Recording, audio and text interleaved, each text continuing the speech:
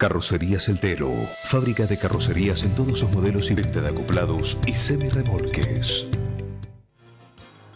Bueno, y vamos a hablar del avance de la pandemia, el coronavirus y el mundo. El Reino Unido es noticia no solo por cómo ha avanzado el coronavirus en ese país, donde hay innumerable cantidad de casos confirmados y además de muertes, sino porque además ayer se confirmó que el primer ministro británico, Boris Johnson, había tenido que ser internado porque su situación con el coronavirus se había agravado y de hecho se hablaba del hecho de que había sido ya conectado a un respirador. También en medio de esta situación, la reina Isabel II emitió un comunicado a través de la televisión inglesa dirigido a los pobladores de ese país, algo que no es habitual porque solo emite mensajes durante las fiestas de Navidad. Pero vamos a conocer un poco más de la situación y lo vamos a hacer a través de los ojos y del testimonio de los riocuartenses en el mundo. Vamos a saludar a Roberto Ferraris y a Ruth Altamira, son riocuartenses, están radicados en Inglaterra. ¿Cómo andan? Buen mediodía por aquí, por Argentina.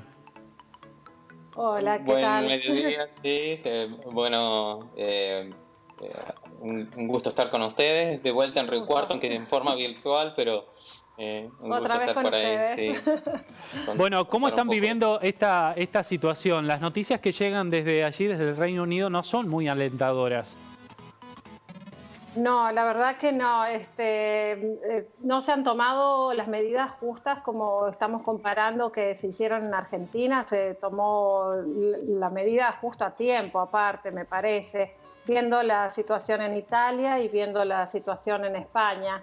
Acá se han demorado un poquito más en tomar, cerrar las escuelas, por ejemplo. Lo hicieron una semana después de lo que se hizo en Argentina, sabiendo que ya acá había varios casos.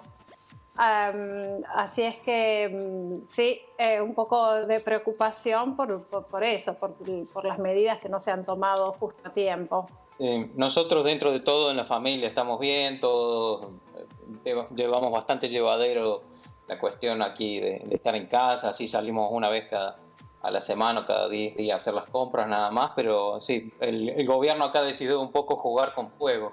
Distinta política de otros países que era contener, acá quieren que como que todo el mundo tarde o temprano se enferme para crear inmunidad y bueno, un poco después, peligroso esa. Claro, todos volver a trabajar dentro de pronto, pero me parece que han obviado mucho de que realmente es bastante serio, es muy contagioso y bueno, y la población al final y al cabo es la de riesgo, ¿no? Sí. Y hoy también de eso, haz lo que yo digo y no lo que yo hago. Por ejemplo, Boris Johnson, que decía así, lávense las manos, distancia social, y él andaba saludando a todo el mundo y así terminó también. Bueno, ayer renunció la secretaria de salud en Escocia también porque decía estar en casa y ella iba a las casas de su fin de semana, por ahí. ¿Y existían disposiciones gubernamentales que establecían la cuarentena obligatoria o se apeló más a la propia disciplina del pueblo inglés? Sí, digamos las dos cosas, porque está la ley, pusieron por ley multas y cosas por el estilo si la gente anda circulando, pero lo han aplicado poco. Entonces van más a pedir la conciencia de la gente de quedarse en casa y eso. Más que usar la fuerza de la ley, entonces es un poco blando el tema. También cuando alguien viene de Italia hay una cuarentena, pero no hay nadie que te vigile si uno está haciendo esas 2 semanas en casa, entonces confían que uno lo hace así. Respetando como siempre han respetado acá.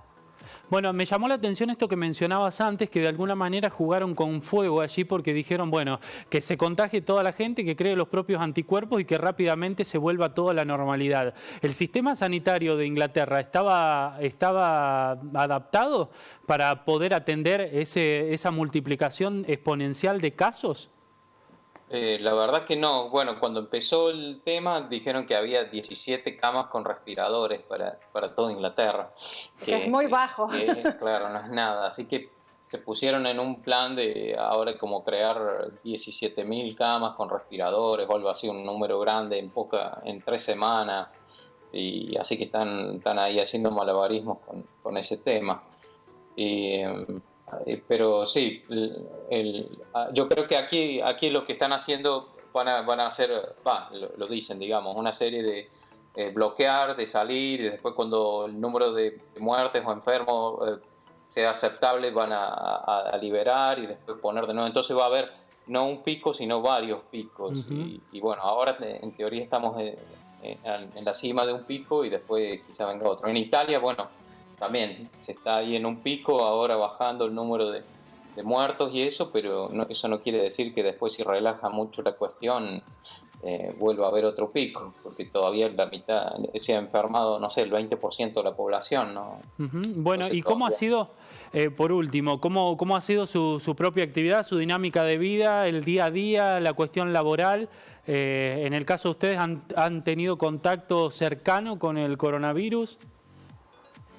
En el caso mío, por ejemplo, yo ya viendo, porque nosotros como habíamos estado viviendo en Italia, entonces tenemos mucho contacto con gente en Italia y ya veíamos todas las medidas que iban tomando la gente común. Entonces yo, por ejemplo, que ya estaba trabajando en las escuelas, era muy cuidadosa con, por ejemplo, abrir el picaporte, ir al baño, lavarme constantemente las manos.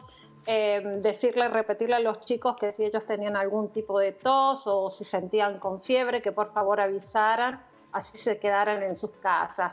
Y en casa también, acá he llegado de la escuela, por ejemplo, que yo veía que estaban prolongando mucho el cierre de la escuela. Llegaba y me sacaba toda la ropa y dejaba los zapatos afuera, o sea, todas las medidas que luego el gobierno pidió a la población que hiciera.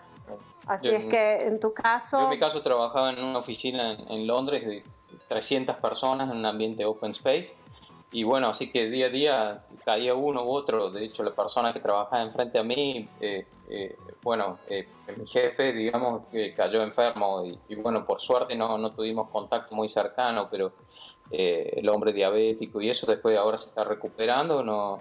Pero bueno, de muertes, el abuelo de un amigo de los chicos, de mi pero hijo, que era un doctor retirado y no quiso respetar la cuarentena, se juntó con amigos a cenar y se cruzó con a lo mejor la persona equivocada y a la semana falleció y la esposa se enfermó también, pero no sé cuál es la situación de ella. Pero eso es lo más cercano que... Bien. Bueno, pero sirven estas experiencias para demostrar que el cumplimiento de la cuarentena es importante para evitar la propagación del virus, cuidar nuestra salud y la del resto. Por eso es importante mencionarlo. Les queremos agradecer a los dos por este tiempo con Telediario y por contarnos en primera persona su historia. Bueno, un gusto. Muchas gracias. Bueno, gracias a ustedes. Hasta luego. Hasta luego.